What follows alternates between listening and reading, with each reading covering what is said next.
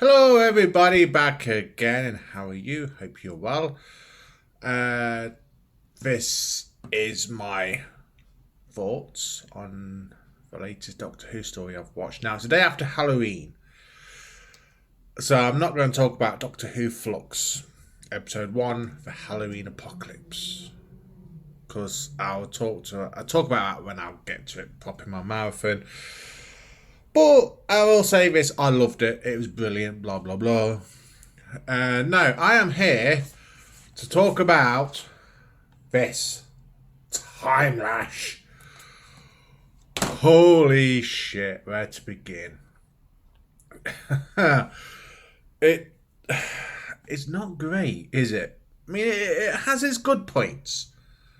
It's not as bad as the Graham Williams era story. Though it tries its fucking hardest, doesn't it? Jesus.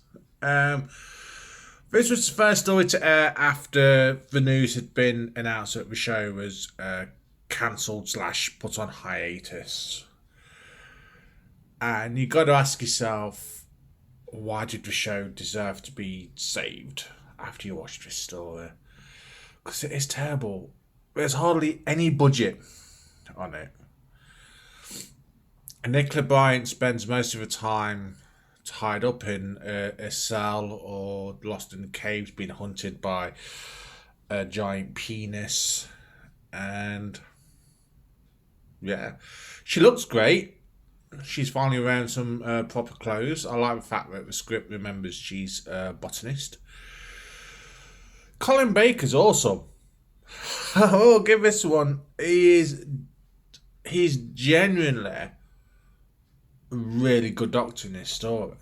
Apart from, again, the TARDIS scenes, I think I mentioned that in every single story of this season.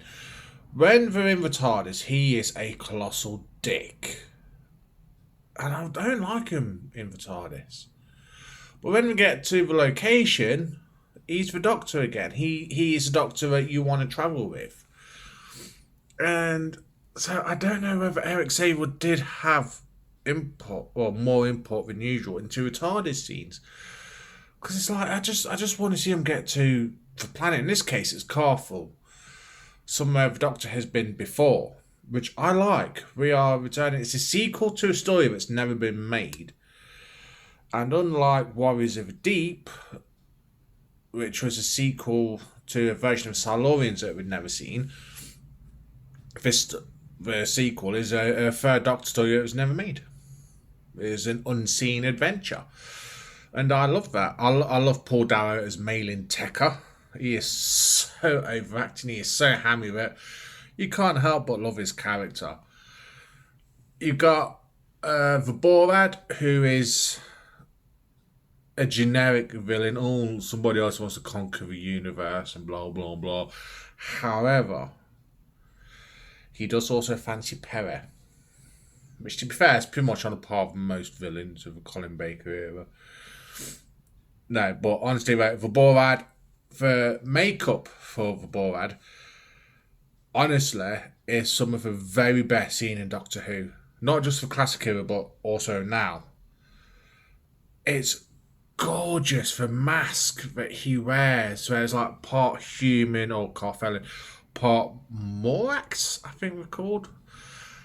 It's just exquisite. Mwah, chef's kiss. And I am not being sarcastic. It's genuinely beautiful.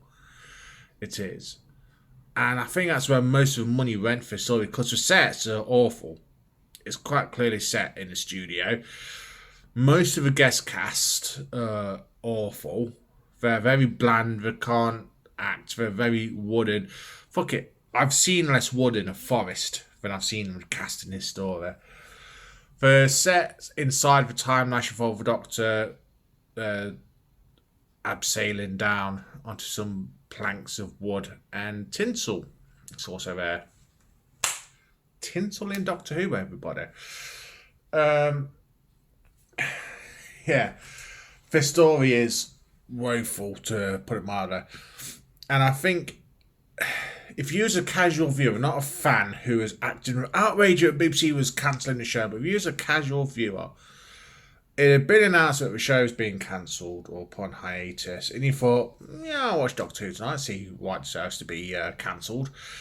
And you watch Timelash, well, all your answers are there. Watching this story, the show does not deserve to be saved. It deserves to be put on the slag heap of history, and yeah, it's not great. Let's say for all good points, Colin Baker is phenomenal in this one. He really gives it his all. The Borat is very impressive. Is there anything else? No, not really. I mean, he's got the androids that are very blue and walk around like that, doing like a robot dance. And one from even Smiles. The robots. Why is a robot smiling? Well, robot slash android. They can't really make their mind up what they are. But yeah, one from Smiles.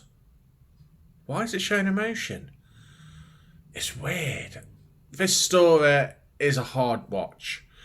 It might have worked better as an audio or a novel. It does not work well as a TV story. It just doesn't. I'm going to have to give it a 3 out of 10. It's crap. It's terrible. The chap playing Herbert, who becomes a sort of companion to the Sixth Doctor in this story,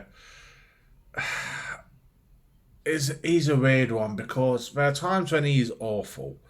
But there's other times when he's with the Doctor and you're like, I wish he stayed on as a companion. I'm not going to reveal the twist of who he is in the story if you haven't seen it. I think you deserve to watch that yourself for a big reveal of who he is. No, he's not the Master. That era's gone. He's not Rose Tyler either. That era's still to come. When everybody thinks a new female companion or character is always Rose or Romana. Or even Adric, bizarrely enough. Yeah, I'm trying to summon up any sort of enthusiasm for this one. As you can see, I'm struggling. I think the show did deserve to be cancelled by this point. It definitely needed a rest. You had a season finale coming up, which featured the Daleks, and as we all know from past experience, the JNT era is really sucking at season finales. There's not been a single good one. So obviously the next one is going to suck. Or was it? Spoiler alert, it's awesome. Yeah, my next review will be for Revelation of the Daleks. Timelash, if you're a genuine fan of it, then yeah, awesome, good for you. Me, I am not. I only really watch this on a marathon watch. It's watchable for Colin Baker. That's really about it. Watch it for Colin Baker. And yeah, I'll see you all soon. Bye.